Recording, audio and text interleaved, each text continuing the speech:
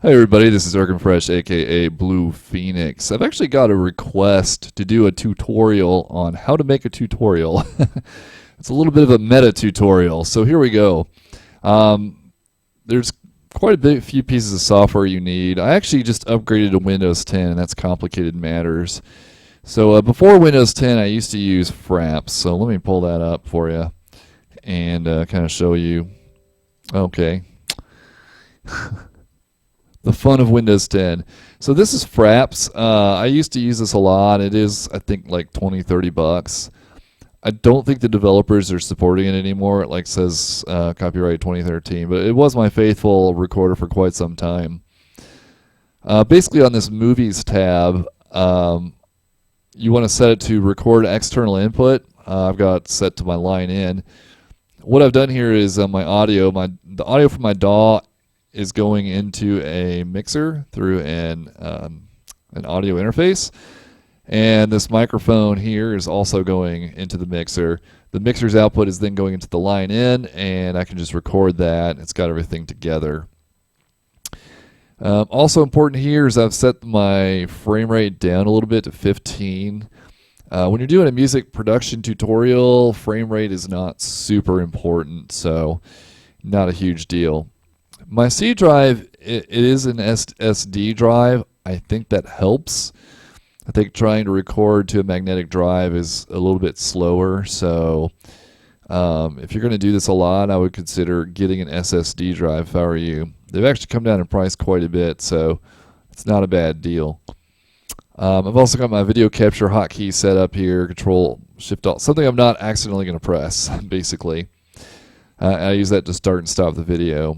However, after my free upgrade to Windows 10, it does not work anymore. I was very sad, so I spent a couple hours here and figured out how I was going to get this to work on Windows 10.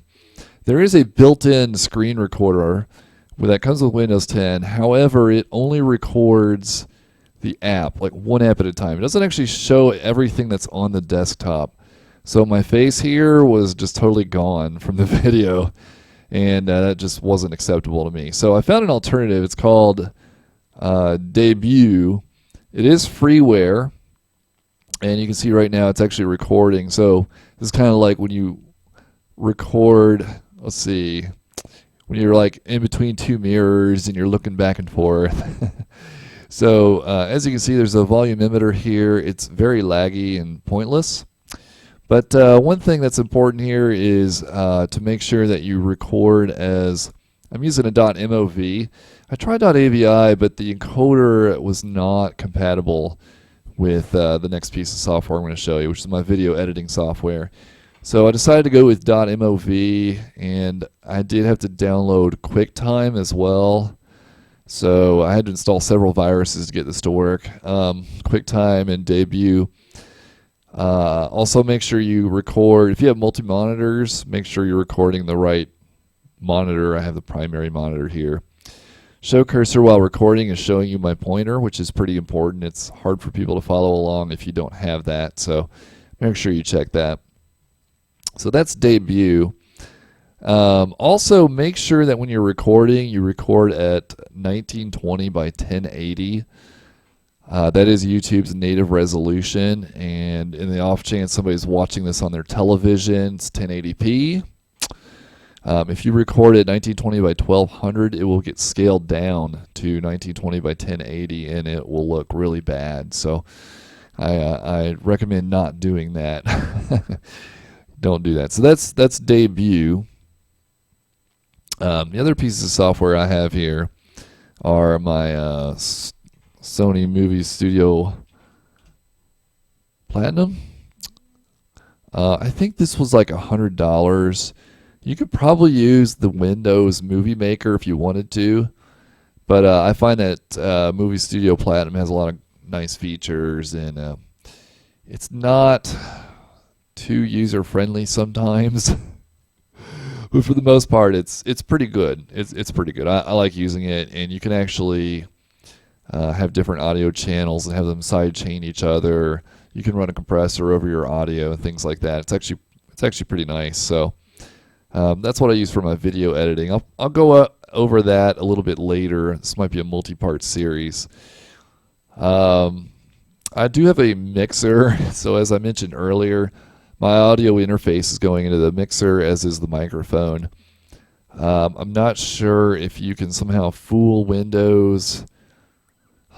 Like if you were using Ableton to go directly to your speakers instead of going through a mixer, I don't know if you can get that to record with the microphone.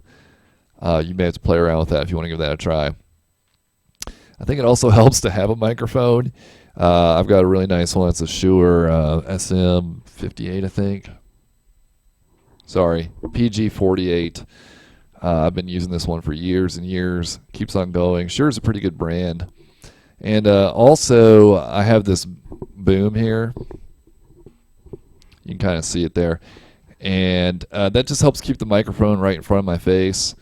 That way, my voice is nice and clear. If the microphone gets away from my mouth, you can hear it's really hard for you to hear me. It gets really fuzzy unless I yell. So it's not that great. I could use the microphone in my webcam. I haven't really tried that. I have a feeling it probably won't sound nearly as good. Right now I have a nice DJ voice going on.